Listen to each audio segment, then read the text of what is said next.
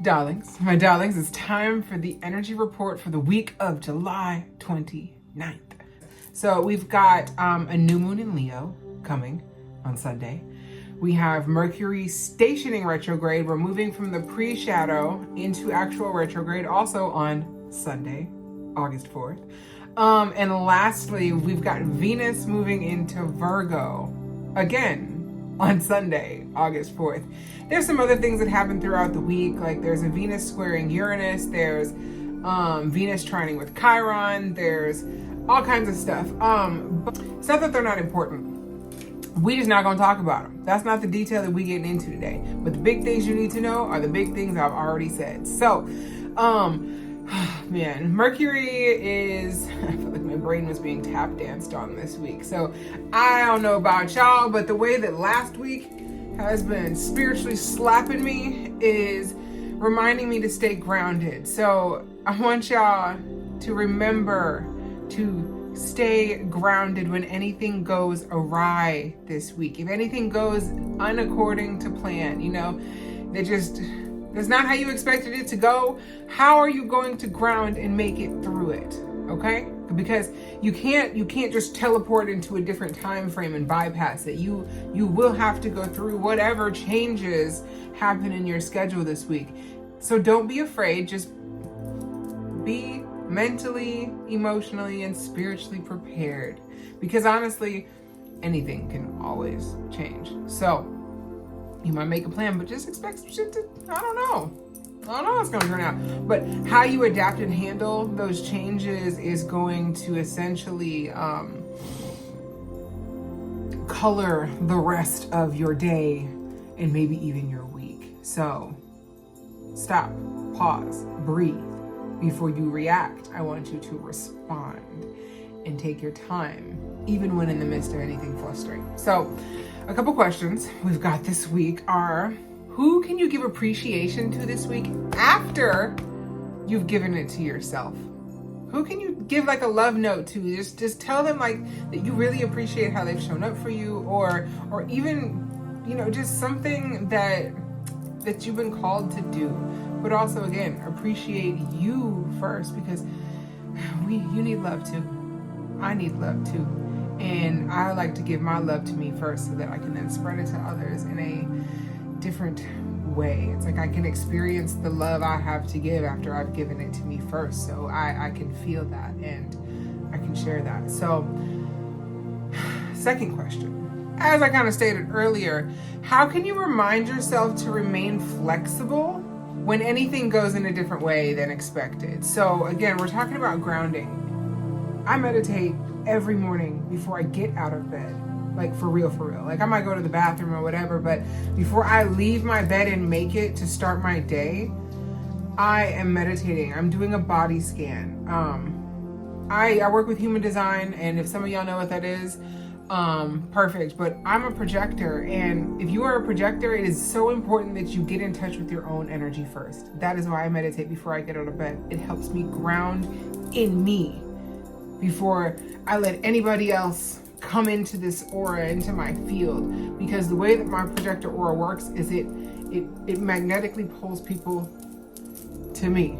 So what type of people am I wanting to pull toward me if I am ungrounded and frantic and all over the place? Been there, done that. I'm okay. No, thank you. I've already eaten. But it's just to remind you to get, like I said earlier, stop, pause, breathe. To wear your extra crystals, like some grounding crystals, labradorite. We've got black tourmaline. You know, shungite might actually even be important during this stuff with all of the retrogrades and technology and shit going on. So, but generally black stones, if you want to keep it just super, super easy, black stones absorb.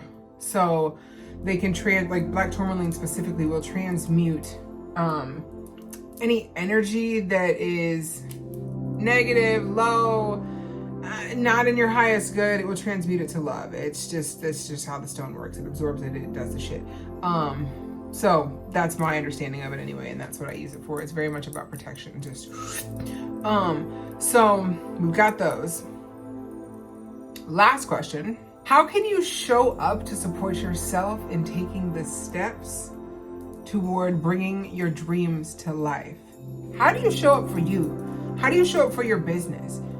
Do you do affirmations? Because one of the affirmations that I have in the morning that is, I am a phenomenal woman and I show up for myself and my business daily.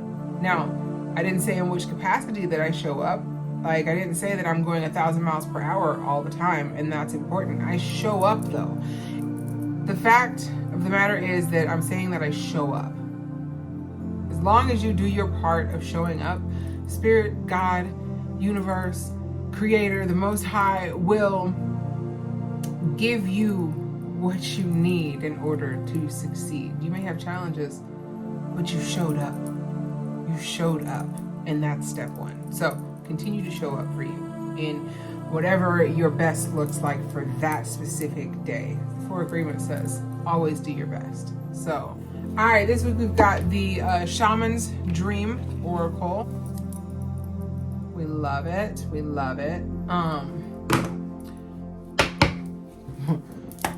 What's the energy for the week, y'all? What's the energy for the week? As above. Spirit of the River, movement toward adventure, number 50.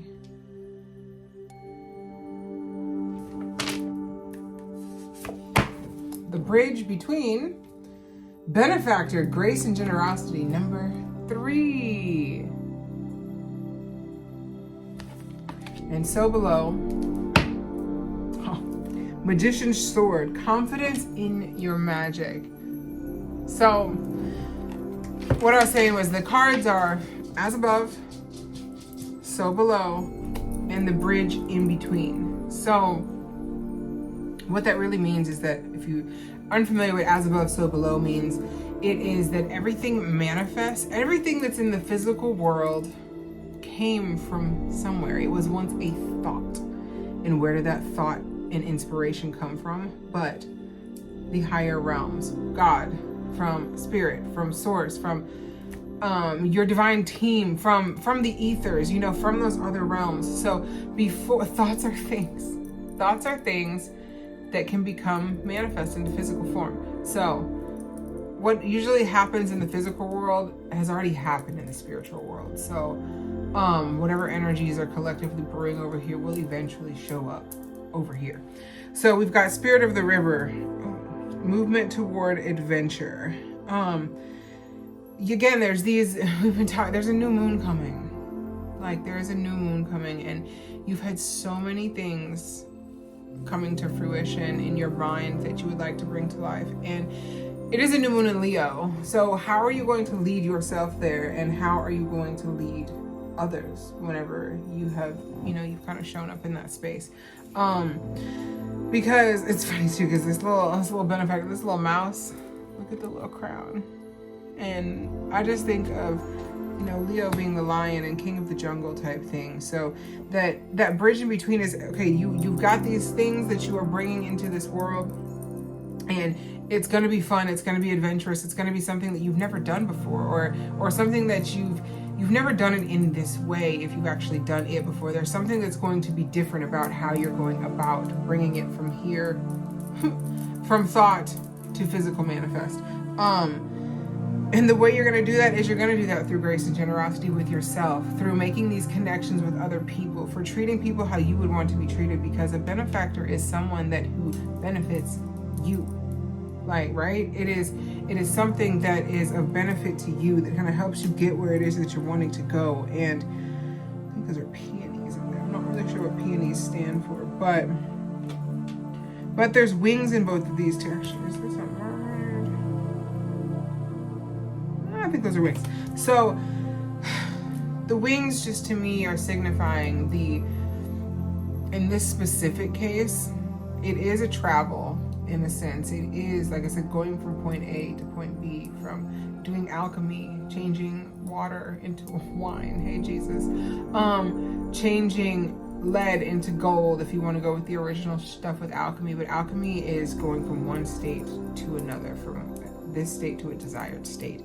And for you to bring those into fruition, you're going to have to travel in some way, shape, and form. And that may be energetically travel, that may be physically traveling and having to go somewhere and to meet some people there, and maybe that's where you meet this benefactor. But there is a connection that is made based on you moving in a way that you have not yet really moved consistently. So, and the so below is like having confidence in your magic. It is minding your thoughts. It is going into the emotions, going back to the river part, going into the feelings of how it is that you desire to feel, or how you believe that you will feel when you attain the fruition of what's been happening up here, right? Feelings are how you manifest and align and bring forth into the world. The universe gives you, Spirit gives you, God gives you more of what you are focused on. So if you're always not, I don't want this, I don't want that, well, what do you want? How do you want it? How do you want it? Tell me, how do you feel?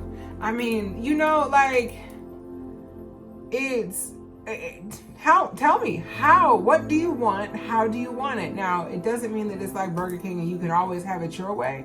But when we're talking about those feelings, it's not getting specific about the ins and outs and the details of what is going to happen and when, right? That's not putting it in your calendar and planning it out. And I know that Virgo energy is present, and that can be very particular. I'm not going to say perfectionist. A lot of people will say that, but Virgo is very particular about very specific things. Hi, Virgo rising. Ask me how I know.